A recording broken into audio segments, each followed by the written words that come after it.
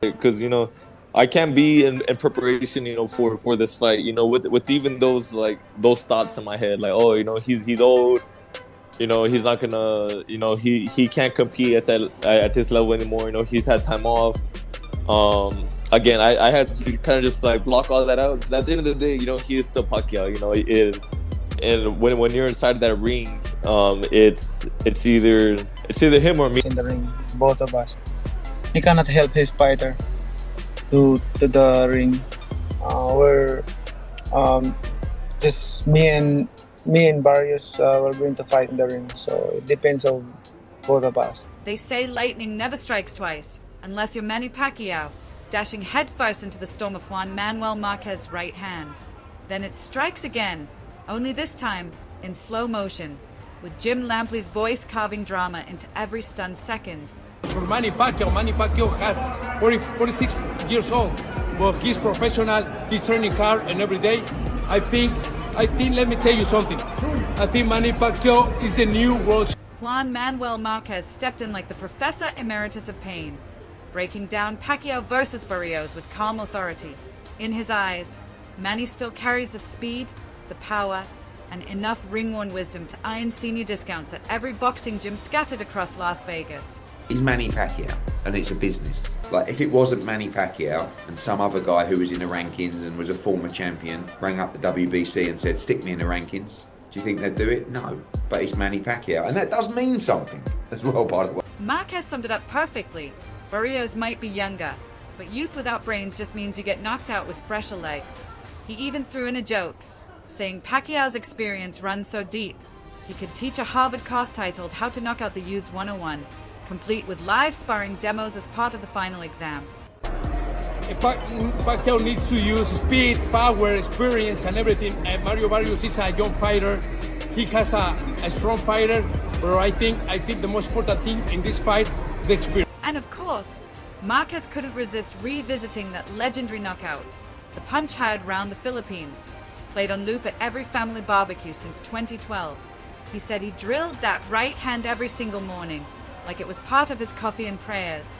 So when Manny came lunging in with that same familiar bounce, boom, good night, Hall of Fame. And when some Salter fans called it lucky, Marquez clapped back harder than a counter hook. Lucky? Bro, I practiced that punch like I was auditioning for the Avengers. With his timing, you have to work with his timing. Look at him. He waited for the right time and he caught him. If you can work with his timing and frustrate him, you can beat him, because Pacquiao has a little, like in and out, and then he goes. If you time him right, you catch him. He even threw shade at Pacquiao's all-action style. His too aggressive, like someone trying to fix their Wi-Fi by yelling at it. As for Mario Barrios, Marquez kept it brutally honest. Good kid, solid chin. But unfortunately, he's walking into a living history book that still throws leather. And if Pacquiao shows up, even at 70%, Marquez says Barrios better bring holy water, a GPS, and maybe a life coach, because that canvas isn't hard to find when Manny starts cooking. Pacquiao needs to use speed, power, experience, and everything. Mario Barrios is a young fighter. He has a strong fighter, but I think the most important thing in this fight, the experience. Sean Potter pulled up to Wild Card Gym expecting to see a 4 to 6-year-old legend easing into the sunset. Instead, he walked into a live-action Pacquiao mixtape. Manny wasn't just training.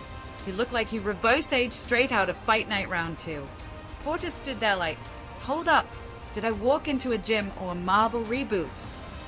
Because Manny wasn't moving like a retiree. He was throwing combos like rent was due, shadowboxing like the air just disrespected his mama, and blitzing the mitts like Father Time owed him cash. Porter straight up said Pacquiao still moves like he's prepping for a unification bout, not a surprise party with 47 candles and a back brace. Yes, but yeah, no, yes. He said he's not sure. That's what he said. And just when you think it's all punching and perspiration, boom, plot twist. Porter ends up playing chess with a legend. Yeah, chess. From body shots to brain shots. Gloves off, kings out. And Porter's probably sitting there thinking, this dude can jab your face and checkmate your soul in the same hour. That's the Pacquiao paradox, part world champ, part Jedi monk. Train with him, and you better bring more than sparring gear. You'll need a chest clock, some Advil, and a therapist to process what just happened. No. Eddie Hearn basically said, if Father Time had a matchmaking license, he'd shut this fight down before the ring walk. The matchroom boss didn't hold back. He gave Manny all the flowers, a statue, maybe even a public holiday in the Philippines. But when it came to fighting for a world title at 4-6, Eddie drew the line like a judge who forgot his glasses but remembered his morals. You can't criticize Manny. He's a legend, a warrior, still faster than your Wi-Fi on A-plane mode, Eddie said. But should he be in a title fight? Absolutely not. Then came the hook. If this were any other retired fighter, the WBC wouldn't even answer the call, let alone slap a top 5 ranking on their bingo card. Be fighting for a world title. I think that you can't really ever criticise Manny Pacquiao. I mean, the guy's a legend, you know, and he's definitely got the right to do whatever he wants in the sport. Should he be fighting for a world title? Absolutely not. But because it's Manny, suddenly the rules of boxing start bending like they're auditioning for Cirque du Soleil. Welcome to the sanctioned shenanigans. Eddie straight called it. This isn't about merit, it's business. Pacquiao still sells more pay-per-views than most active champs, even if he's been out of the ring longer than some prospects have been potty trained. And when the WBC backpedaled and called the ranking a mistake, Hearn laughed like, yeah, and I accidentally double-booked Wembley for a ping-pong tournament. Bottom line, Eddie respects Manny's legacy, but chasing another belt at 4-6? That's not just a risk. That's trying to outsprint Father Time in Crocs.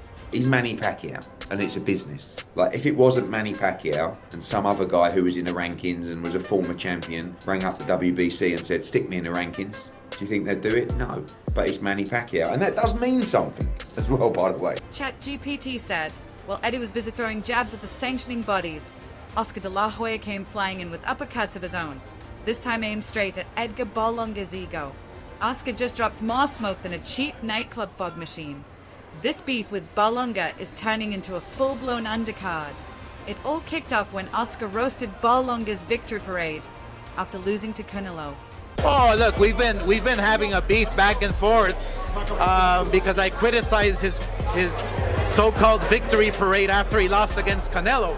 So, you know, the trash talker he is and the loudmouth he is, he brings up all that crap from 15 years ago, whatever. Look, it's all good to me. Oscar laughed. You don't throw a party after getting schooled, unless it's a pity party with cupcakes, balloons, and a DJ named Daniel.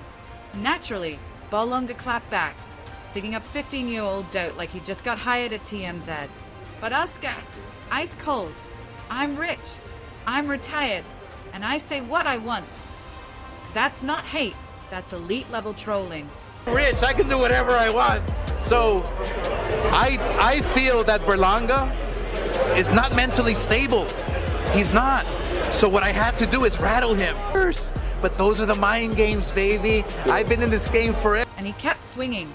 Oscar called Berlanga mentally unstable, throwing in, I'm playing chess while he's still stuck on the tutorial for Candy Crush. Then came the MIC drop. I had to rattle him first. That's what real vets do. I've been in this game longer than his head chest hair. And just in case Berlanga thought it was all for show, Oscar made it crystal clear. If he came at me, I was ready. Don't let the suit fool you. I still throw hands and shade. The final jab? His head's all over the place. Let's see if he can even make it to the ring without tripping over his own ego. I'm a fighter first and a promoter second. Today, I had to be a promoter first and a fighter second. But I was ready. If Berlanga came at me, I would be ready. Yeah. But guess what? Berlanga has a tough test in front of him because his head is all over the place now. Now that's how you sell a fight, even if the ring is Twitter and the gloves are tweets. If you're loving these knockout takes and savage breakdowns, don't forget to like, share, and subscribe, because the fight talk here, it hits harder than a left hook from Prime Pacquiao. Oh,